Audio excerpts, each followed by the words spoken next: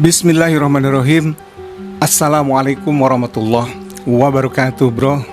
Jumpa kembali dengan HS Channel. Semoga bro di sana sehat selalu ya bro ya, dan selalu diluaskan rezekinya oleh Allah Subhanahu wa taala. Amin ya rabbal alamin. Oke bro, pada kali ini kita akan coba kita amati sama-sama terkait dengan tanggapan Pak Anies terkait dengan survei. Ini menarik nih bro. Ini ada berita dari dari fifa.co ya. fifa.co.id. fifa.co.id tanggal 9 Oktober 2023 hari Senin ya bro ya. Itu menurunkan berita atau melansir berita tentang Pak Anies atau komentar Pak Anies tentang hasil survei ya. Selalu posisi buncit versi lembaga survei Anies Baswedan. Survei terbaik 14 Februari 2024. Ini kata Pak Anies ya bro. Oke. Malang. Oh ini di Malang ya. Pada saat kegiatan kemarin ya mungkin ya.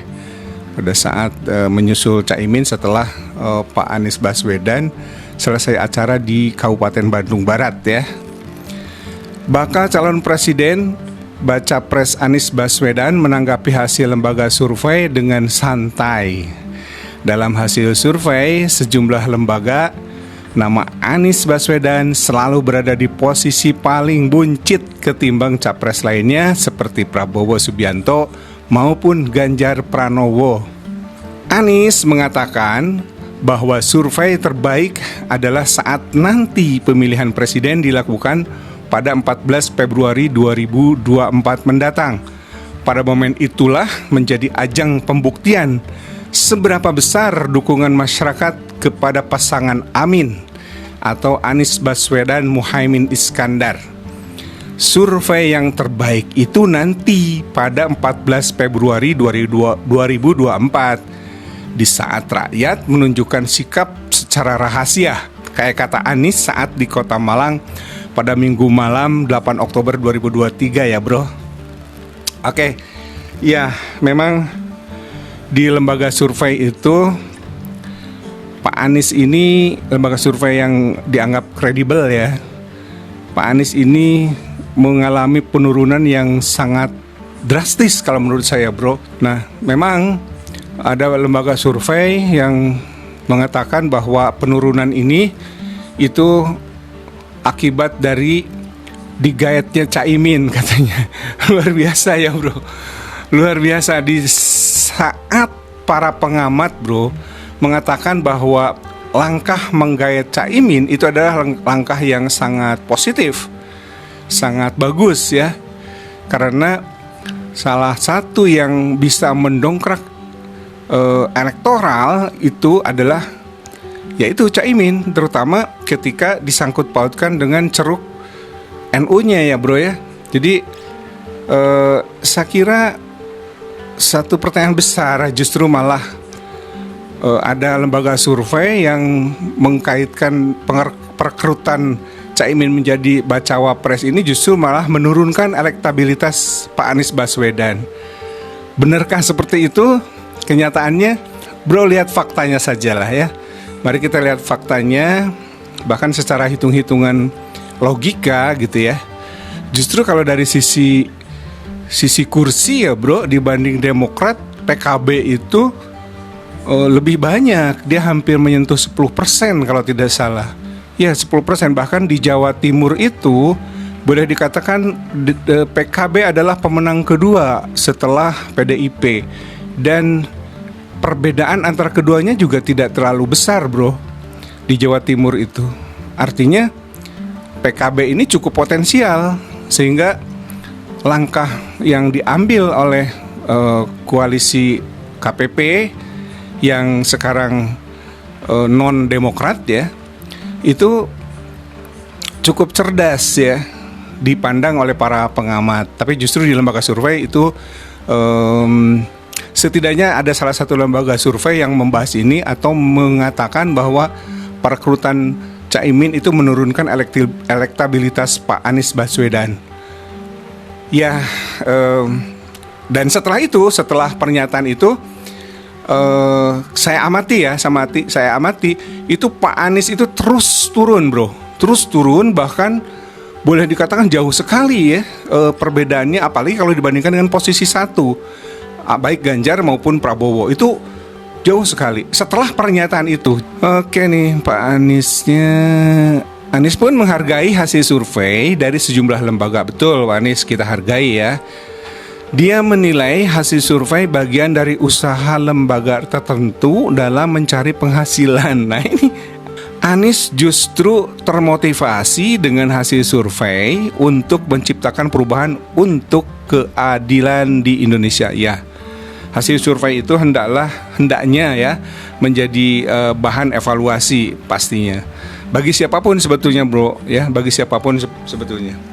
Usaha mencari nafkah itu kita harus ya memang ya lembaga survei kan cari nafkah juga kayak kita ya bro ya. Bedanya kalau kita cari nafkahnya ya recehan begitu ya. Tapi kalau lembaga survei ya besar lah ya, keuntungannya besar ya.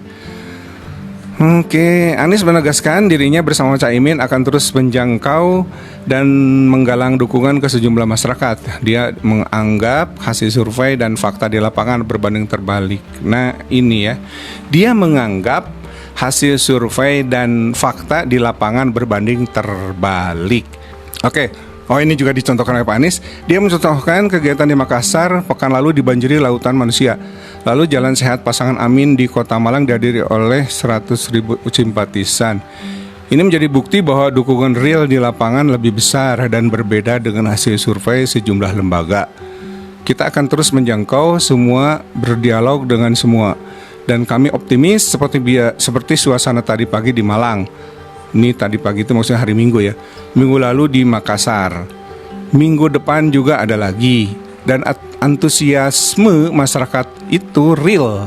Jadi kami optimis, kita yakin ikhtiar perubahan akan berhasil, tutur Anies. Amin. Saya aminkan saja ya, asal perubahannya itu betul-betul perubahan yang sesungguhnya ke arah yang lebih baik untuk Indonesia. Lebih berjaya, Indonesia lebih berkeadilan, Indonesia yang lebih demokratis. Perubahannya betul-betul sebuah nilai yang harus diperjuangkan. Jadi dalam konteks ini saya mendukung nilainya. Bukan masalah individu ya, bukan masalah sosok tokoh, apalagi jauh-jauh kultus ya ke salah satu tokoh tertentu, tidak ya. Kita tuh harus fair dalam berpikir. Jangan sampai kita terjebak dengan kultus individu sehingga kultus individu itu akan menghilangkan akal sehat kita. Itu yang terpenting. Lainnya ini bro, ya ini sih sebetulnya hasil survei ya. Intinya dari yang disampaikan oleh pipa.co.id ini, Pak Anies memang di paling bontot terus ya. Ini salah satu contoh misalnya yang agak ini nih. LSI Denny JA menyebut elektabilitas Anies turun sebesar 5,2% usai menggandeng Caimin. Ini yang tadi saya bicarakan ya. Kalau analisis saya malah tidak begitu ya.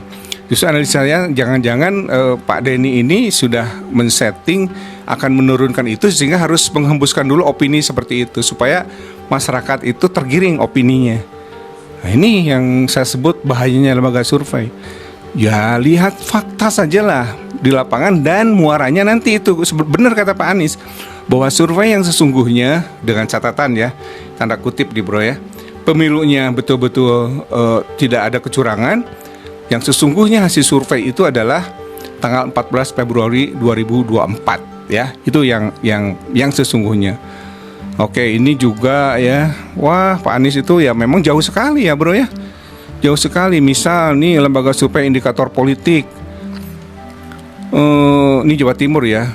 Jawa Timur pada 14-20 September 2023 hasilnya Ganjar Pranowo unggul, perolehan elektabilitasnya 43,9%. Gede sekali ya bro ya. Gede sekali ya. Lalu kemudian disusul Prabowo Subianto 33,8%, Anies Baswedan 14,4%. Itu saya kira bukan turun ini ya, Pak Anies itu bukan turun bro. Ini terjun bebas sih, terjun bebas itu ya. Padahal PKB di Jawa Timur itu juara kedua bro dari PDIP ya. Dan saya kira itu bisa dijadikan patokan awal ya, bahwa kekuatan Caimin di Jawa Timur itu patut diperhitungkan ya. Tapi ini jauh ditinggalkan oleh kedua kandidat, terutama oleh Pak Ganjar ya. Pak Ganjar itu luar biasa ya. Walaupun ini begini nih bro, saya pernah mengikuti sebuah kupasan dari kedai kopi ya, maaf ya. Kalau saya salah maaf. Intinya beginilah, di Henry Satrio itu disampaikan bahwa dia pernah membedah, paling enggak lah dia punya data kalau pemilih di Pak Ganjar ini sebetulnya swing votersnya itu paling besar, jadi sekitar sampai 18%. Yang swing voters yang paling kecil itu justru di Pak Anies. Jadi dibanding kandidat yang lain, swing votersnya Pak Ganjar itu, swing votersnya Pak Anies itu paling kecil. Artinya kalau Pak Anies itu yang milihnya 23%, paling melesetnya itu ya 20, 21, 22 gitu ya. Oke, itu bro, hari ini ya, bicara tentang respon Pak Anies mensikap atau mengomentari hasil survei yang meletakkannya paling buncit terus ya. Saya sih berharap lembaga survei kalau ternyata melakukannya tidak benar, segera untuk bertobat lah, karena semua itu akan dipertanggungjawabkan di hadapan Allah nanti bro. Oke, gitu saja bro, terima kasih sudah menonton dan terima kasih sudah subscribe ya bro ya, terima kasih. Dan yang belum subscribe, jika dianggap ini bermanfaat dan tidak menyia-nyiakan waktu bro di sana, silakan subscribe dan mudah-mudahan kita bisa bertemu kembali di lain kesempatan untuk sama-sama mengupas berita dan menjalin persaudaraan lah di tengah perbedaan. Aku qauli hadza wa astaghfirullah li wa lakum. Wassalamualaikum warahmatullahi wabarakatuh. Salam demokrasi. Sehat selalu ya bro.